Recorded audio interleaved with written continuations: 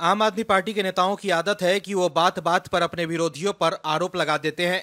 आरोप लगाकर ही अरविंद केजरीवाल की पार्टी ने 2 राज्यों में सरकार बना ली है। अरविंद केजरीवाल जिस कांग्रेस पर भ्रष्टाचार का आरोप लगाकर दिल्ली और पंजाब में सत्ता पर काबिज हुए हैं, वो उसी कांग्रेस से हाथ मिला चुके हैं।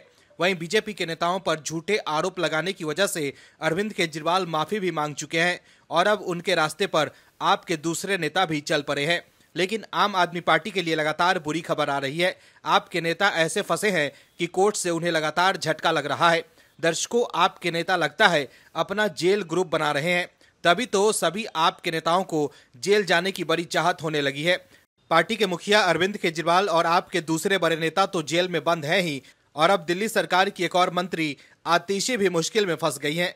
अरविंद केजरीवाल के जेल जाने के बाद आतिशी अपने नेता के पक्ष में खूब बयानबाजी कर रही थी और उन्हें निर्दोष बता रही थी, लेकिन अब वो खुद मुश्किल में फंस गई हैं और जज साहब ने आतिशी की मुसीबत बढ़ा दी है, क्योंकि जज साहब ने जो आदेश दिया है उसके बाद बीजेपी ने करारा हमला बोला है। क्या है पूरी खबर, बताते हैं आपको इस रिपोर्ट में।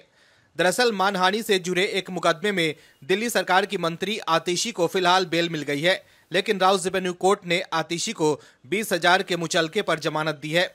वहीं आतिशी के खिलाफ केस दायर करने वाले बीजेपी नेता ने कहा है कि आज नहीं तो कल आतिशी को माफी मांगना ही होगा। आतिशी पर मानहानि का केस करने वाले बीजेपी नेता प्रवीण शंकर कपूर ने कहा है कि आज से आतिशी ने आम आदमी पार्टी के नेताओं के जेल एंड बेल ग्रुप को ज्वाइन कर लिया है।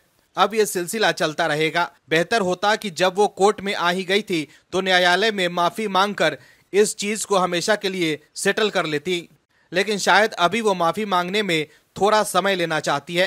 प्रवीण शंकर कपूर ने आगे कहा कि मेरा मानना है कि उनके वकील ने लंबी तारीख लेने का प्रयास किया, लेकिन वो कामयाब नहीं हुए। ऐसे ही ये सिलसिला चलता रहेगा और बहुत जल्दी निर्णय होगा। आतिशी को माफी मांगनी ही होगी।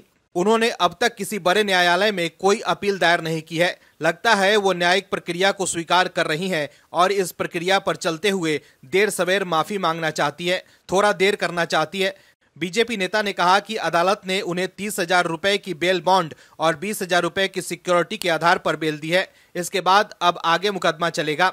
अगली सुनवाई 8 अगस्त को होगी। दरअसल दिल्ली बीजेपी इकाई के नेता प्रवीण शंकर कपूर ने ये आरोप लगाने के लिए आतिशी के खिलाफ मानहानि का मामला दायर किया था कि बीजेपी ने आप नेताओं को पैसे का लालच देकर पार्टी में शामिल होने के लिए संपर्क किया था।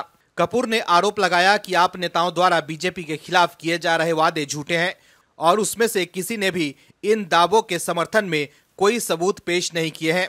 तो देखा आपने कैसे बीजेपी पर आरोप लगाकर सबूत नहीं देने की वजह से आतिशी की मुश्किलें बढ़ गई है। वहीं मोदी सरकार के बजट को लेकर आतिशी ने कहा है कि हर बार की तरह इस बार भी बीजेपी शासित केंद्र सरकार ने दिल्ली को उसका हक नहीं दिया। बजट में केंद्र को जो टैक्स दिल्ली वाले देते हैं, कम से कम उसका 5% मिलना चाहिए था। एमसीडी को भी 1 रुपया बजट नहीं दिया गया। शेयर एंड टैक्स में दिल्ली वालों को कुछ नहीं मिला है। Bureau report, OMH news. और भी वीडियोस देखने के लिए चैनल को सब्सक्राइब करें और बेल आइकन को दबाएं।